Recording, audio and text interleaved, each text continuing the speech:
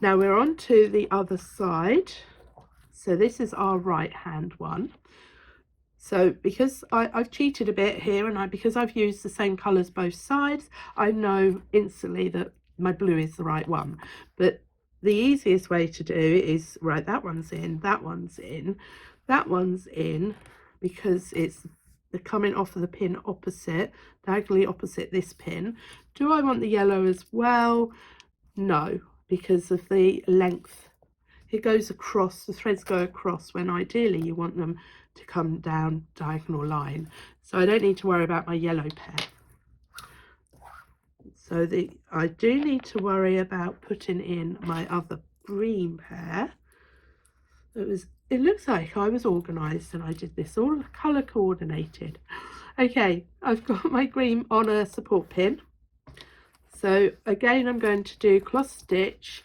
Or shall I do, I'll just do a cross stitch and not the cross stitch and twist, and you can then see the difference between the fans. So I've just cross stitched. I'm going to pin up and then going to just bear with me a minute, 2 twists on this turquoise pair, because it's at the end of the fan, and regardless of which stitch I do in my fan, I always do cross stitch and twist at the end of a trail. So cross stitch back through the green, cross stitch back through the purple, cross stitch through the blue, because this is the first time we're using that pin. Now I don't bother twisting my worker pair, because I want that to sit nicely against the blue, and we already know that if you put any twists on your threads, it separates, it pushes threads apart, so I'm not putting any twists on there. Now I'm going to go back to the other side, just in my cross stitch. That's it. 2 twists because I'm at the end of my row, and pin up. So my worker thread is now secure, so I can take out my green pin holding my green pair, slide it down. There we are. Okay, so now I can cross stitch through 2 pairs. Okay, now we're now coming up to the second time of going around this pin. So I know that I don't need to work this blue pair, because we're doing the first pin as normal, and then after that we're going around the pin. So I'm just going to push my threads down. I'm just going to lengthen my blue turquoise, put it into the very end of my fan position, and then I can put my threads around the pin. Now because we're on the right hand side, we're going to put the threads anti-clockwise around the pin. So I just lift them up and put them around the pin, like so. I'm hoping you can see that without my fingers being in the way. So there we go. So what you've basically done, if you imagine that you have put the pin up, you would have put the pin up in between these, and the thread would have automatically gone anti-clockwise round the pin. So that's why you're going anti-clockwise, because you're still pinning up, but you're already using a pin that's already there. So then I'm going to lift up my blue, take it over the top, and then back to the other side, and just cross stitch, 2 twists because I'm at the end of my row, pin up, back to the other side, through 2 pairs in cross stitch, and we're at that pin again. These are really tiny, so I'm going to lift my worker over to the end of my pairs that are in my fan, and then lift my thread up and take it anti-clockwise around the pin. There we are. So just do a little bit of tension in. Now I'm going to lift my blue pair up, because my blue pair is underneath this first one. It now needs to be over the top, so you can see it goes under these threads and over those, so it's weaving, because plain weave is just over under, which is exactly the same as cross stitch. So then we're going to cross stitch back through my 2 pairs, 2 twists, pin up, just again tension a little bit, cross stitch back through my 2. Now this, because we've got one more pin here to do, this is going to be the last time I'm going around the pin. So I'm going to lift the worker pair to the end of the pairs. I'm not working this last pair. Pick the threads up and place them anti-clockwise around the pin. So you can see it goes under that one. Then I'm going to lift this pair that I didn't work over the top and then continue back through my 2 pairs to the other side. And that is that fan done, and you can see the difference between this fan and this one, because this one I've cross stitched and that one has a cross stitch and twist edge. So that edge pair has a nice single line of thread. Really you don't see the other threads because this is so dense from using the same pin. The only pair that you will actually see really is that edge pair. Now I've just cross stitched through my last pair, but if I want to turn my next fan green, I'm going to half stitch it. So I'm going to half stitch, pin up and close with a half stitch, and my green pair is now ready to come down this line.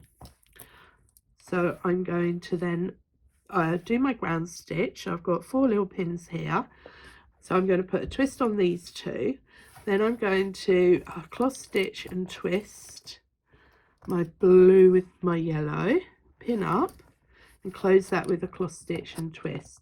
So then exactly the same as we did last time, we're going to take this pin out and just gently ease the threads down, and we're holding on to this pair here because our blue pair has been tensioned up. When we tug on this worker pair just gently, the threads, the loops, stay where they were, whereas on this one they started coming adrift. So always make sure you pin up this pair, the pair that you weren't working, the pair that went under and over the worker pair.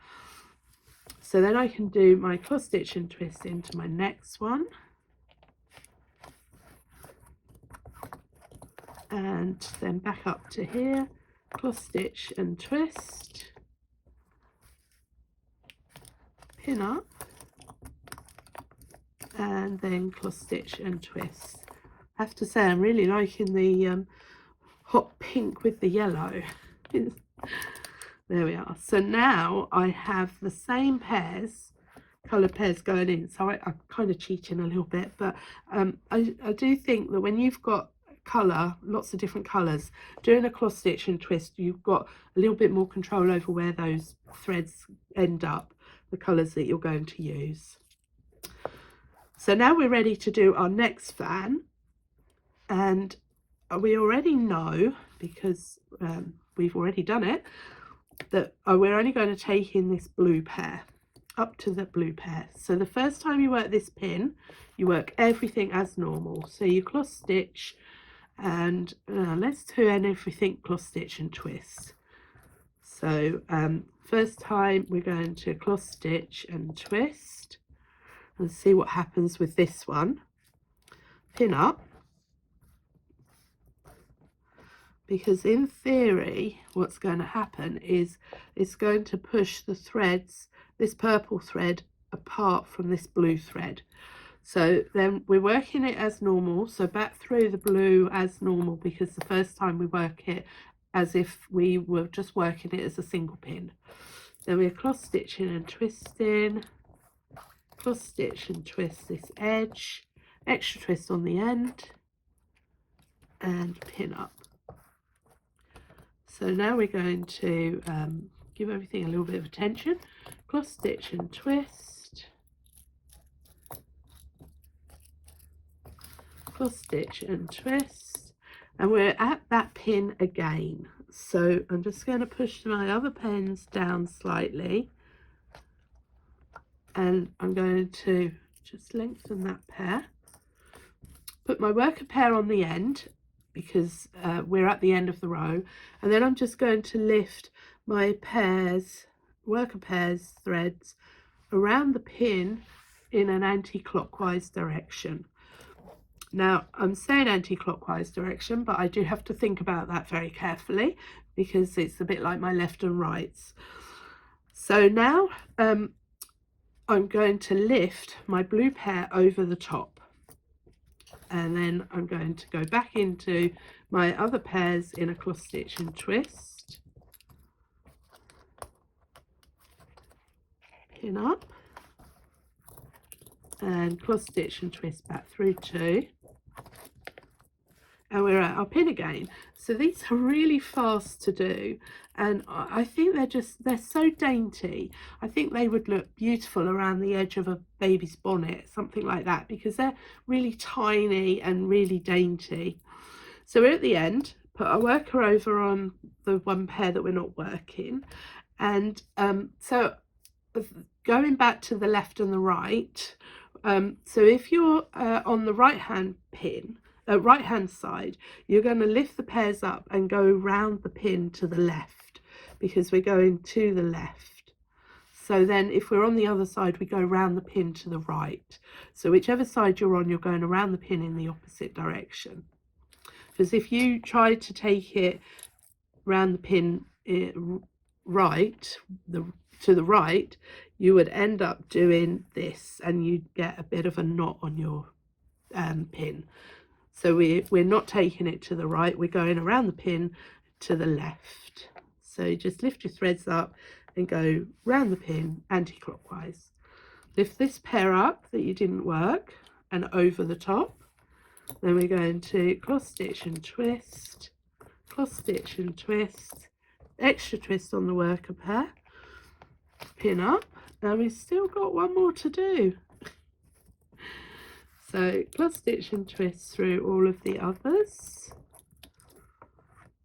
Put your worker pair on the end, lift up your threads and take them anti-clockwise around the pin, lift up your last pair you didn't work and put it over the top, and then we're going to cross stitch and twist, and then we're at the end of this fan, so we can half stitch, because then that would then bring our blues back, and our next ones down would be a blue fan. So I'm just going to pop in that row of ground here, so we can see what a difference doing a cross stitch and twist makes. Okay, I've put my 2 pairs in, so I'm now ready to do this blue one, which went around and under and over all my threads, my worker threads. So I'm not taking the pin out that's supporting this fan at the moment, all those loops. I'm going to do my cross stitch and twist, pin up, close with a cross stitch and twist. Now if I was doing my half stitch, I would probably go and do the next one down, but because I'm doing my cross stitch and twist, I'm taking this support pin out now, and then you can then just sort of see them all settle down. And then let's just do our cross stitch and twist with the purples, and they're ready to go in. So what's happened with our cross stitch and twist, I actually think it's a little bit messy, but you do actually get to see that purple thread running through, whereas this one, the purple thread is encased in the cross stitch, because with cross stitch your threads are going over and under, over and under. Because we've got the twist in this pair, there's sort of almost every other one you actually see the purple. But I don't think it's not as neat, I don't think, as that one. So I think I'd be inclined to stick with plain cross stitch. But again, that's a personal choice, but you now know how to change the colours of your fans. So you could go down your fan changing them to blue, green, blue, green, blue, green. And that is the end of this very long beginner series on how to do fans. I'm sorry it's been long, but I really wanted to take you through as many different variations of fans. Even though we've got 3 designs, you've got the plain torchon, the Spanish and the French fan. Even though you've got those 3, just 3 fans, but within that set of 3 fans, you've got a whole host of different ways to change the look of your lace. And please do play, because it really is, it will open your eyes to what you can do with colour and how you can make your lace designs more personal to you, and how you can change it so that you are happier whether you work in half stitch, cross stitch or twist. You can make your lace work for you, which really, now we're doing it for fun, is really what making lace is all about. Hope this has all made sense, and thank you for watching.